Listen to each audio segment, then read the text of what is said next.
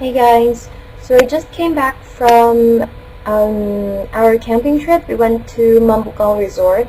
It's like a nature resort. It has like waterfalls, bat watching, a butterfly garden, swimming pools, inns, cottages. So it was really great. But the main thing that I wanted to share with you guys is our photo shoot. So we had two photo shoots on the first day and one on the second day, and we didn't really have enough, resources like water to clean ourselves. So I just wiped off the makeup using wet ones because I had wet ones. So if you can see, I'm having breakouts. My skin doesn't really look all that good, and it became oily.